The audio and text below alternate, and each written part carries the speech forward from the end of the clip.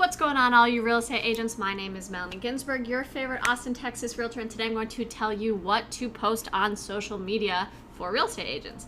I get this question all the time from agents on my team or just agents that see me on my social media, because if you're new to this channel, my background is in marketing. I actually ran my own marketing agency for about 5 years before I got my license. And so I was able to transfer all of those skills that I had learned when I was doing marketing for other clients, and now I do them for my own social media and my own real estate business.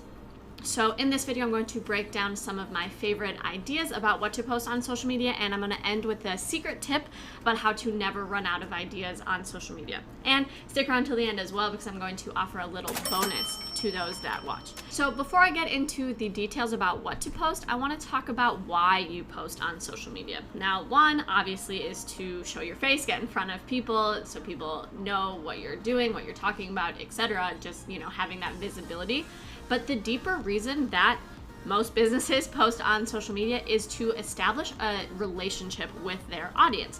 So you want to build trust, you want to build likability, and you want to show them that you are the expert. Real estate especially is an extremely personal business. Not only is buying or selling a house a huge financial decision, but it's also extremely emotional as well. So you are going to likely build a relationship with this agent that you're working with throughout the process, and it would help if you knew a little bit more about them before you got the process started.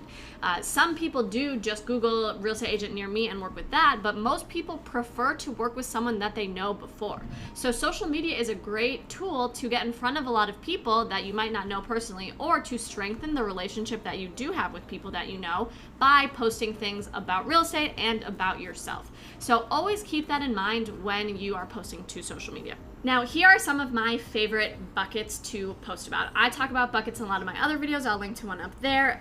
It is a really helpful way for me to conceptualize and to plan my social media. So I have about 10 different buckets of content that I post, and every post that I do belongs somewhere in the bucket. I find that is a lot more helpful than just sitting down to a blank Word document or blank screen, whatever your case is, because constraints really help creativity. So having the different buckets, I'm able to say, okay, this is what I want to write about in today's bucket, and then I can go from there.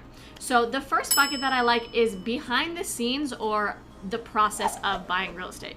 Now, you might think that everyone knows how to buy a house or sell a house, but they don't. So if you can share what your day looks like, or what the actual process is to buy or sell a house, not only are you sharing about yourself and showing that you have authority in the real estate space, but you are also educating your audience, but you're also helping them and teaching them. And if you do them a favor, they will think more positively about you. And then when it is time to buy or sell, they're like, wow, that one agent was posting such good information about how to buy a house. I learned so much from him or her. That's the agent that I want to work with. So the first one is behind the scenes, or showing the process of buying or selling a home. The second thing is one of my favorites. It's frequently asked questions. You can think about something that you get asked a lot, or something that you spoke to a client about today or yesterday or last week, and answer that question to a lot of people. If one person asks that question, it's very likely that a lot of people have that question. And again, showing your knowledge about the real estate industry will really impress your audience and really help them, which will create that positive relationship. The third thing is stories about you. Like I said, real estate is a personal business, so while you should always be professional, they do want to hear about you occasionally. They want to know that you're a person beyond just being a real estate agent. So you can share stories about your kids, about your pets, about the hike that you did that day. Again, always keep it professional, but the more you share about yourself, the more that they can actually like and trust you. They can see if your values align with theirs, and then they will be more likely to work with you. So the third thing is stories about yourself. Now, the fourth one is another one of my favorites, and this is gorgeous homes. People love looking at nice houses. Maybe you yourself, that was even a component of why you got your real estate license in the first place. So sharing these houses can be a really great way to boost engagement and get more eyes on your profile. My fiance and I actually do something called $1 Million Monday, every single Monday, where we do videos in $1 million homes in our area. You can check some of those out up there, but you can also do pictures of really nice houses. You can even do photos of houses that are not in your city. You can just take them from Google or wherever you get your pictures and say things like, do you prefer a pool or a fireplace? Which interior design do you like? Tag someone who would love to stay here. Tag someone who you would love to stay here with. all of those things that you can invite engagement and help people associate real estate with you. The fifth thing is motivation. Maybe you can see from my background, but I love cheering people on and helping people, which is why I make videos like this. And I also make a lot of content about just positive thoughts and energy in general. One, I think it helps make the world a better place, which is something I'm super passionate about. And the other thing from the business perspective is that if you help brighten someone's day, again, the same thing that I was saying about if you help them learn more about real estate, they will have a positive association with you in their head. They will probably think, wow, Melanie is so happy, she would be really fun to work with. If I have to drive around and look at 15 houses, I might as well be doing it with someone who's so upbeat and cheery. So every once in a while, I like to post just inspirational, motivational posts about cheering people on, about seeing the best in every situation, and stuff like that. Now, the sixth thing is going to be things local in your city. So either stories about your city or famous landmarks in your city. You are a real estate agent in your city, so if you can show your audience that you are the expert of Austin, Texas, or of Miami, Florida, or of wherever you live, they will again think, wow, Melanie really knows her stuff. When I'm ready to sell my house, she knows everything about the best neighborhoods in Austin, so I'm going to go with her. This seventh one is super important and one that a lot of people have resistance on, but that's all the more reason to do it, and that is testimonials.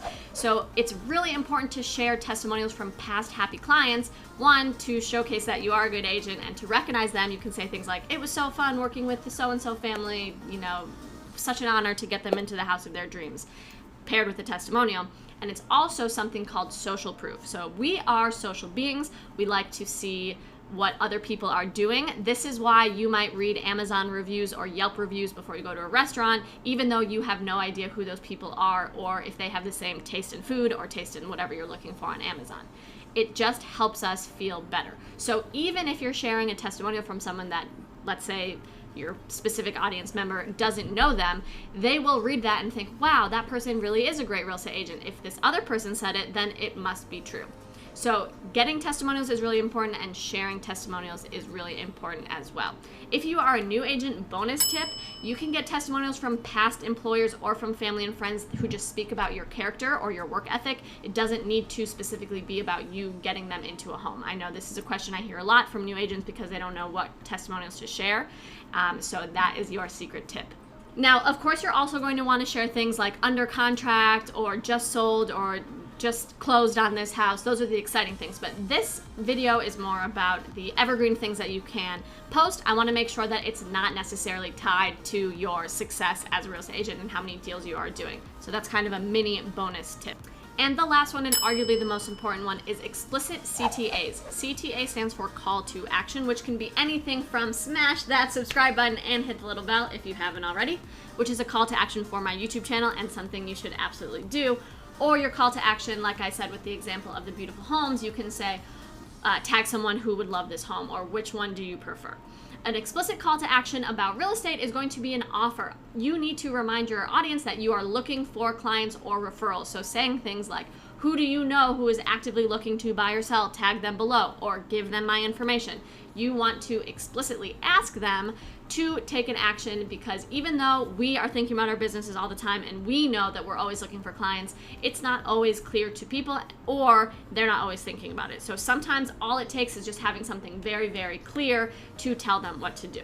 So in addition to subscribing to this channel, another call to action that I'm going to leave you with is, if you want my social media ebook that I wrote, I will give it to you absolutely free. It has a lot more details about what to post on social media for real estate and examples of every single bucket that I use. Comment with your email address below or your social media information. I'll connect with you there and send you the book absolutely free. Like I said, I just love helping people, and I want to help you with your real estate business. So if you want, leave your email or social media below. I'll find you and send you my social media book absolutely free. And as another reward to thank all of you for sticking around till the end, a question that you can ask yourself to help you come up with content is, what is something that I learned today? Or what is something that inspired me today? Again, similar to when I said if one person has that question, most likely a lot of people will. Same thing for you. If you learned the difference between an FHA loan and a VA loan today, then share that with your audience. If you learned how to appraise a house or what the appraisal process is, share that with your audience. If you had a experience and you felt really inspired by someone that you met at a coffee shop, share that story. People will also likely be inspired by that if you were inspired by that as well, and it just really helps build that connection, build that relationship, and help you get more real estate clients. So, hope this video was helpful. I look forward to hearing from you, and I post videos like this every single week, so make sure you subscribe, and I will see you next time.